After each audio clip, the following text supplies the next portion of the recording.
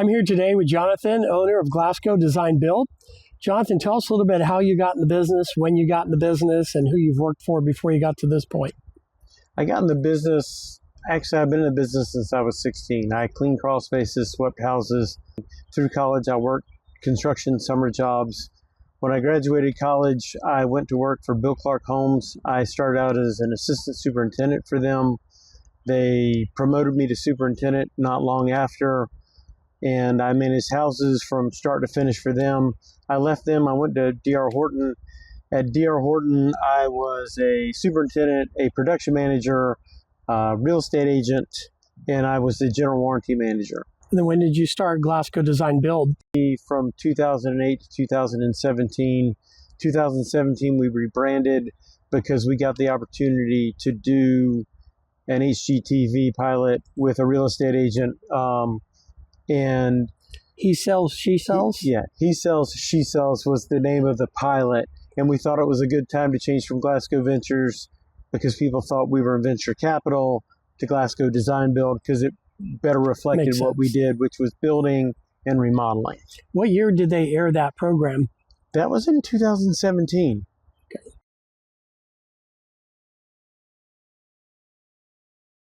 Purchased a couple of lots here in Oxford, North Carolina.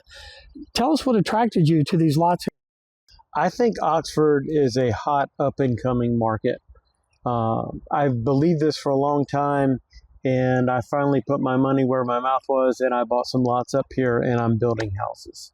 Okay, so tell me how you started. Like, what was the very first step once you found the lots that you wanted, and you went into contract, you closed, and you're now the owner of these two lots?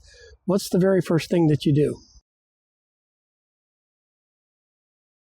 My surveyor came out and staked the house corners, which you see here. And so that tells me where my house goes.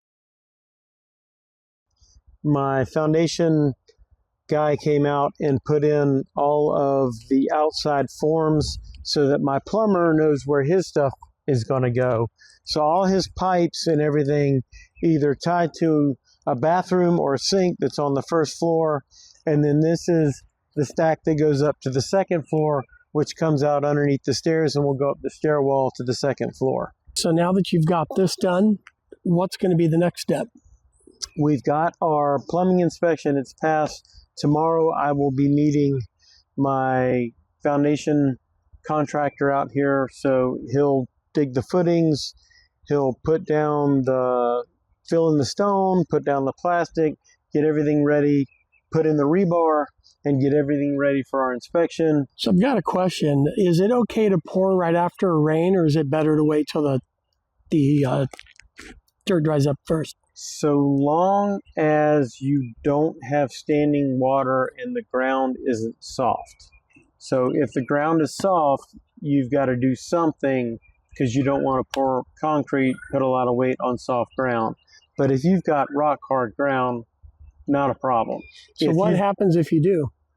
Then you come in with a pump and you pump the water out of your footings and you dig anywhere from a ½ inch to 2 inches of muck out till you find solid ground again. Okay, so let's say that somebody doesn't know any better, or they just don't care, and it's rained and there's standing water in the footing, and they go ahead and they pour concrete anyway, and they drive away. You build a home on it. What starts to happen?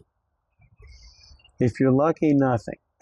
But Murphy was a really smart guy. The problem with that is over time, your foundations will sink. When that happens, you get cracks in your slab, which in turn give cracks in your wall and in your sheetrock. And if there's enough displacement or separation, then that can be a major issue where you have to bring in an engineer to tell you how to fix it, cut things out, fix it, or even bring in a helical pier company, and they will come in and put helical piers under your house and jack it back up into place. So just massive expense. Yes, it can be. Okay. Why in the hell did they do that? What'd you find? Hold on. I'm trying to figure out why my plumber ran the main water line out of the house over there, which means he's going to have to dig 2 trenches. Yeah. Another issue over here? They did the same thing. They brought the water and sewer out of the same spot over here. That makes perfect sense. So, no, we're good. This one, no, but I don't understand why they did that.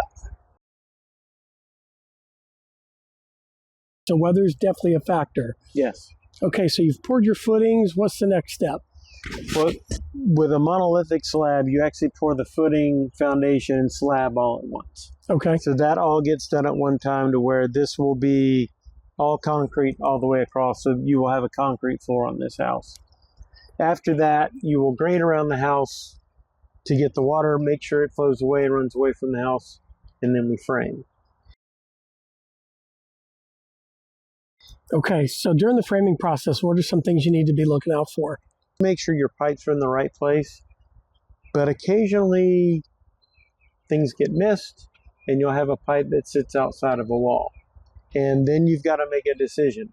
Am I going to bust the concrete up and repair it and move the pipe, or can I shift the wall? If you're in a bedroom, you shift the wall a half an inch or fur it out a half an inch. Nobody cares. Not really a big deal. Not the way you want to do it, but not a big deal. But if you're halfway out of a wall, you're busting out pipes and you're moving things because you can't move it. So that's one thing you want to pay attention to. The other thing you want to pay attention to is how much waste your framer is creating. So you want as small a pile of wood at the end of the day or at the end of the framing as possible. If you see that your framer has massive amounts of wood or large chunks of wood, that means he's not cutting the wood in an efficient manner and you're wasting money. And you do that enough times, you've wasted several hundred, $500, $1,000 on your house. So you want to make sure that your framer knows what he's doing and he's cutting the wood in an efficient manner. You want to make sure the wood that comes out is actually good wood. It's not, doesn't have a lot of chips, splits, cracks, things like that in it. Stays banded as long as it can so it doesn't warp up. And you want to pay attention to make sure, you know, we delivered 150 2x4s yesterday at 4 o'clock, and I come in at 8 o'clock in the morning and they're gone. Someone stole them. So you want to keep up with theft, things like that as well. So now that you've framed the property, what's the next step?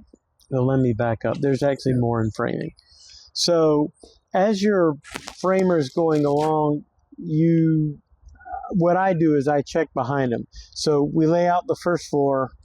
I'm going to spot check, make sure that, you know, the kitchen wall, if it says it's at 14.4, I want to make sure that kitchen wall is at 14.4.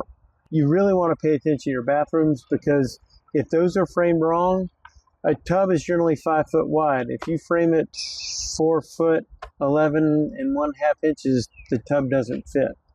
And if you're not checking that, you figure that out the day the plumber gets there and the plumber has to go home and you're delayed in your project. So you want to check behind your framer as they're doing things. I'm going to check and make sure that on my load-bearing walls, he's putting in 2x8 or 2x10 headers, which the plan calls for that the engineer has spec'd. And then when he's done framing, before the rest of my subs go in, I want to go through the house and make sure that the windows are in the right place, that they're installed properly.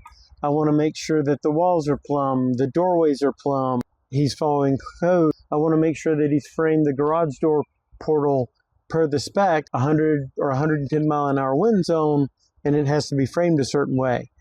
If it's not framed properly and I put my plumber in there and my HVAC in there and my electrician in there, and then I have to go back and make major changes, it costs me a lot of money because I'm the one who missed that.